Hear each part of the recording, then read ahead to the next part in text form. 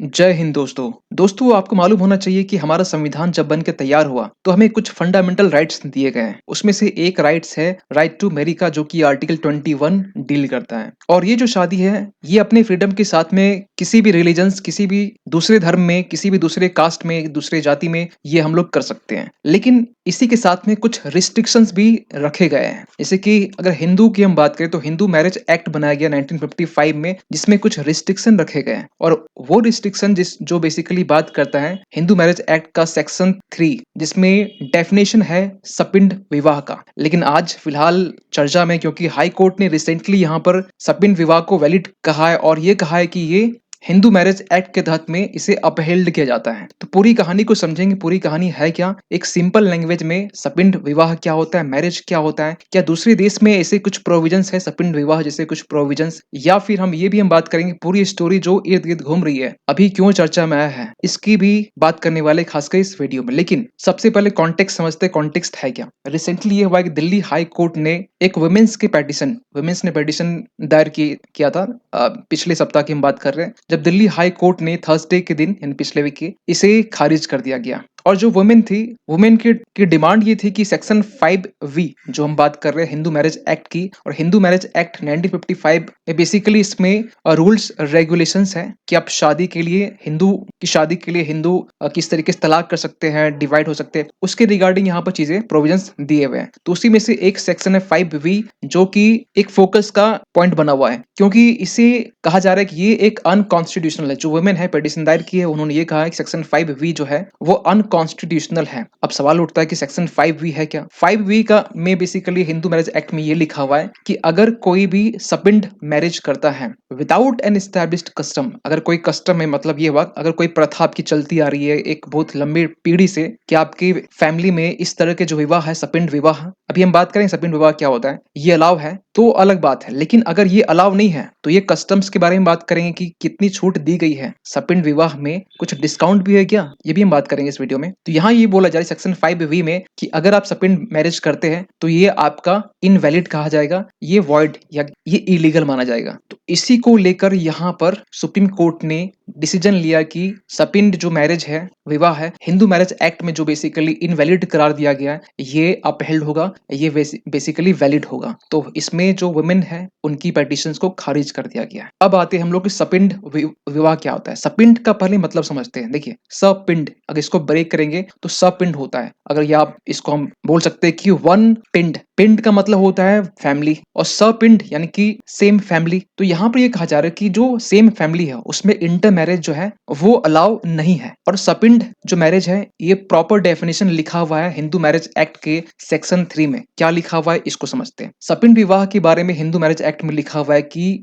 वो शादी जो मदर के साइड से और फादर के साइड से के जनरेशन से हो, कितना बात करेंगे तो ये प्रोहिबिटेड है इसमें। तो इसमें ये कहा गया है कि मदर के साइड से 3 जनरेशन, यानी कि आप अगर हो तो आप फर्स्ट हो गए, आप फर्स्ट जनरेशन, ठीक है, आप sibling first generation, parent second, और जो आपके ग्रैंड पेरेंट्स हैं वो, यानी कि आप मदर के साइड्स में देखेंगे तो आपकी नानी तक के जितने भी फैमिली अराउंड है उसमें आपकी शादी नहीं हो सकती है मदर्स के साइड में। लेकिन हम बात करें पिता के साइड से तो ये जो एक्सटेंड होता है जनरेशन 5 जनरेशन, इसको आप अच्छे से यहाँ समझिए। अगर आप ये है, ठीक है, ध्यान समझिएगा इसको, ठीक है, ये जो है जो सर्कल है, जो रेक्टेंगल सर्कल आपका फीमेल हो गया, ये आपका मेल हो गया, ये आपके पिताजी, ये माताजी, ठीक है। अब मदर के साइड से अब ये जो ब्रैकेट है ना, बस इस ब्रैकेट तक में ही सपिंड विवाह जो रिलेशनशिप है ये वैलिड होगा। इसके अगर पीछे चले गए तो ये चीजें अलाउ है, ठीक है। तो आप इस ब्रैकेट को भी ध्यान रखिएगा। आप यहाँ पर हो, आपकी माता जी, आपकी नानी जी, तो यहाँ से जितने भी रिलेशन यहाँ निकल रहे हैं तो ये चीजें अगर, तो ये आपका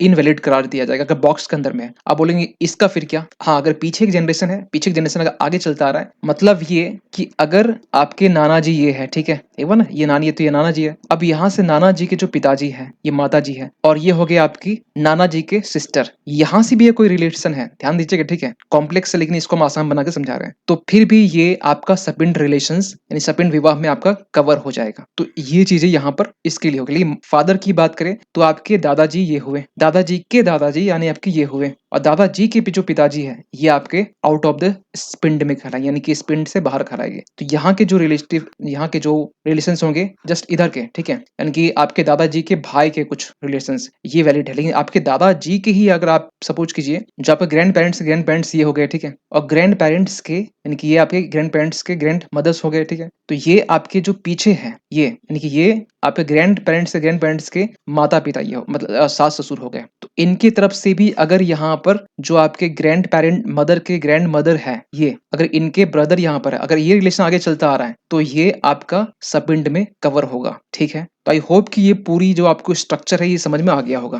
ज्यादा कॉम्प्लेक्स नहीं है, बहुत इजी लैंग्वेज आपको समझाया। सो अब सवाल निकलता है ये केस एक्चुअली है क्या। केस स्टार्ट होता है 2007 से। 2007 में ही क्या हुआ कि एक कपल, जब हस्बैंड को ये मालूम चला कि हमारा जो विवाह है वो सपिंड के अंडर में आता है, तो उन्होंने क्या किया, कोर्ट में अप्रोच किया, और कोर्ट में अप्रोच करने के बाद में इन्होंने ये प्रूफ कर दिया सक्सेसफुली कि उनका जो मैरिज है वो सपिंड है, और यहाँ कोर्ट ने ये वैलिड करार दिया, अगर सपिंड है तो आप मैरिज को तोड़ सकते हैं, ठीक है। 2023 में फिर ये मामला उठ गया। सोचिए 7 से लेकर 23 तक में। अब बीच में क्या कहानी हुई ये चीज तो बाहर नहीं आई है, लेकिन हाँ 23 में फिर से दिल्ली हाई कोर्ट में चैलेंज किया गया। ये अक्टूबर 2023 की हम बात कर रहे हैं, लेकिन अक्टूबर 2023 में दिल्ली हाई कोर्ट ने फिर से खारिज कर दिया, और ये कहा गया कि हिंदू मैरिज एक्ट 1955 के तहत में जो सेक्शन 3 है उसका ये वायलेशन है। फिर भी वो वुमेन हिम्मत नहीं हारी, हाई कोर्ट फिर से गई, और फिर से सपिंड मैरिज को कॉन्स्टिट्यूशनली वैलिड इनवैलिड करने के लिए फिर से पिटीशन फाइल की। लेकिन यहाँ पे आपको बताना चाहते हैं एक चीज और, कि सेक्शन, इस बार जो वुमेन गई प्रॉपर तरीके से तैयारी करके थोड़ा केस स्टडी करके गई, क्योंकि यहाँ पर इन्होंने सेक्शन 5V जो है, जो हिंदू मैरिज एक्ट में बेसिकली यहाँ कहा ये कहता है कि अगर आप सपिंड मैरिज करते हैं तो ये आपका इनवैलिड होगा, जो कि पीछे हम बात कर चुके हैं। तो इसके अगेंस्ट में यहाँ पिटीशन फाइल किया गया कि ये अगेंस्ट है किसके, राइट्स टू इक्वालिटी के। आर्टिकल 14 अगर आप पढ़े होंगे फंडामेंटल राइट्स में, जो बेसिकली बात करता है राइट टू इक्वालिटी के बारे में with respect to religion, race, caste, sex, place of birth. तो इसमें ये कहा गया कि राइट टू इक्वालिटी की ये खिलाफ में है, और क्योंकि वो जो लेडी थी उनके पास में कोई प्रूफ नहीं था कि उनके कस्टम्स, उनके जो कस्टम यानी उनकी जो प्रथा है, उनकी प्रथा में सपिंड विवाह को माना नहीं जाता है, ये वो प्रूफ करने में कहीं के फेल साबित हुई। तो फिर भी उन्होंने ये कहा कि अगर किसी के पास प्रूफ नहीं है कस्टम्स में ऐसी चीजें फॉलो होती है, तो क्या उनके लिए जो सपिंड मैरिज है क्या प्रिवेलेंट होगा, क्या सही होगा। तो ऐसी दलीलें यहाँ पर दी गई। लेकिन अल्टीमेटली आपको बताना चाहते हैं कि दिल्ली हाई कोर्ट का रूलिंग आता है, और दिल्ली हाई कोर्ट फाइनल जो पिटीशन था उसको भी डिसमिस करके यह कहा जाता है कि जो लेडी है वो सफिशिएंट एविडेंस देने में कहीं ना कहीं फेल हो चुकी है, और यहाँ पर वो जस्टिफाई नहीं कर सकी है कि सपिंड मैरिज को लेकर, क्योंकि वो लेडी का ये मानना था कि हमारे फैमिली में सपिंड मैरिज जैसा कुछ होता नहीं है, और उनकी कस्टम्स में ये चीजें अलाव है, उनकी जो प्रथा चलती आ रही है। और फाइनली कोर्ट ने ये भी कहा कि जो चॉइस ऑफ पार्टनर है ये बेसिकली सब्जेक्ट टू रेगुलेशंस के अंतर्गत में आता है, यानी कि आप उसे रेगुलेट कर सकते हैं। यानी कि अगर आप पार्टनर को चॉइस करने की बात है, ये टोटल जो बात चल रही है ना, ये बेसिकली बात चल रही है अरेंज मैरिज की, लव मैरिज वाली चिंता मत करना। और ये भी कहा गया कि इसमें बेसिकली कोई लीगल ग्राउंड नहीं है जो ये सपोर्ट करता है कि सपिंड में जो मैरिज है वो वायलेट कर रहा है राइट टू इक्वालिटी का, जिसके बेसिस पर पिटीशन फिर से फाइल किया गया था वो लेडी की तरफ से। लेकिन इसमें कुछ एक्सेप्शंस भी है। एक्सेप्शंस क्या है, और मेरे ख्याल से ये उनके लिए खुद खुशी की बात है जो इस चक्कर में पड़ चुके हैं। अब वो चाहते हैं कि चीजें वैलिड करा दिया जाए, सपिंड विवाह जो है उनकी तरफ से होनी चाहिए। तो उनके लिए एक अच्छी बात क्या है, देखिए कुछ कस्टम्स के लिए यहाँ पर एक्सेप्शन में रखा गया है, उसके लिए कुछ क्राइटेरिया है। क्राइटेरिया क्या है कि सेक्शन 3 में जो भी डेफिनेशन लिखी गई है जो हिंदू मैरिज एक्ट है, कि आपकी पीढ़ी में, अगर आपके फैमिली में अगर सपिंड विवाह को लोग फॉलो करते हैं, ऐसा नहीं कि आपके दादाजी से फॉलो कर रहे हैं, अगर एक लंबे टाइम से, एक लॉन्ग टाइम से चीजें कहीं ना कहीं चलती आ रही है, तो ये अलाउ है। लेकिन इतना ही काफी नहीं है, यहाँ पर एक बात और बोला गया कि अगर वो चीजें अलाउ है और आसपास के जो लोकल एरियाज है, हिंदूज के लोकल एरियाज या ट्राइब्स या ग्रुप्स या जो फैमिली है आसपास के, वो अगर इस बात को मान रहे हैं, वो इस बात को फॉलो कर रहे हैं, अगर वो भी इस बात को जान रहे हैं, तो ये चीजें फिर वैलिड होगी। यानी आपके कस्टम्स में जो चीजें चलती आ रही है वो फिर वैलिड होगी। ऐसा नहीं कि सिर्फ आप ही मानते आ रहे हो और आप ही की चलेगी, आपकी फैमिली वाले मान रहे हैं, लेकिन आपके जो आसपास के एरियाज हैं, जो लोग हैं, ट्राई लोकल एरियाज हैं, वहां के लोग भी मान रहे हैं, तो ये चीजें वैलिड होगी। लेकिन इसमें और एक चीज कंडीशन क्या है वैलिड होने के लिए, एक तो पहले सर्टेन होना चाहिए, एक अनरीजनेबल नहीं होना चाहिए। मतलब कि ऐसा नहीं कि आप फैमिली में ही कोई रिलेटिव से आप शादी कर रहे हैं तो उसमें आपका अनरीजनेबल नहीं होना चाहिए। ऐसा नहीं बहुत क्लोज रिलेशंस हो और वो चीजें कहीं गलत हो तो वो चीजें भी नहीं होनी चाहिए। और ये भी कहा जाए पब्लिक पॉलिसी के लाइन में होनी चाहिए। ऐसा नहीं कि आप चीजों को उल्लंघन कर रहे हैं। मतलब फॉर एग्जाम्पल, ये जस्ट एग्जाम्पल के लिए कि मालूम चला कि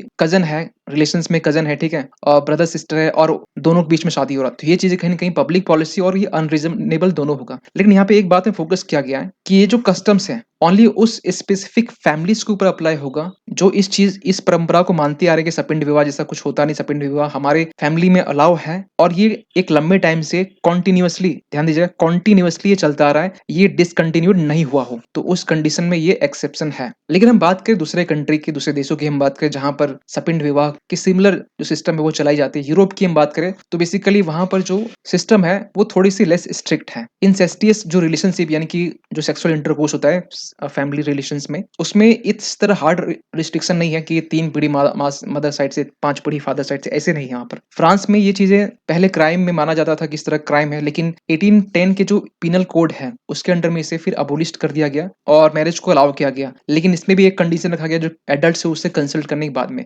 बेल्जियम में भी लगभग सेम सिस्टम है। पोर्टुगल की हम बात करें तो यहाँ पर बेसिकली ये क्रिमिनलाइज नहीं है, आप अलाउ कर सकते, ये क्रिमिनलाइज नहीं है। इटली की बात करें तो यहाँ पर लेस रिस्ट्रिक्शन है, ये अलाउ है, लेकिन हाँ जब तक ये एक पब्लिक स्कैंडल ना हो तब तक ये चीजें अलाउ है। यूएस की बात करें तो आपको बताना चाहती है 50 स्टेट जो यूएस में टोटली वहां पर बैन है, लेकिन एक्सेप्ट की न्यू जर्सी और जो रोड आइलैंड है ये दोनों को छोड़ के, क्योंकि यहाँ पर चीजें अलाउ है। तो इन सबको लेकर आई थिंक सपिंड विवाह को लेकर आपका जो कॉन्सेप्ट है वो क्लियर हो गया होगा, बाकी कंट्री में क्या प्रोविजंस है और आपका क्या मानना है सपिंड विवाह को लेकर। ये चीजें क्या लीगल होनी चाहिए, वैलिड होनी चाहिए, या फिर ये जिस तरह हिंदू मैरिज एक्ट में जो प्रोविजंस लिखे गए हैं 3 पीढ़ी मदर से 5 पीढ़ी फादर के साइड से, ये नहीं होना चाहिए। आपका क्या कहना है कमेंट जरूर कीजिएगा। मिलते हैं किसी अगले वीडियो में, तब तक के लिए थैंक यू सो मच।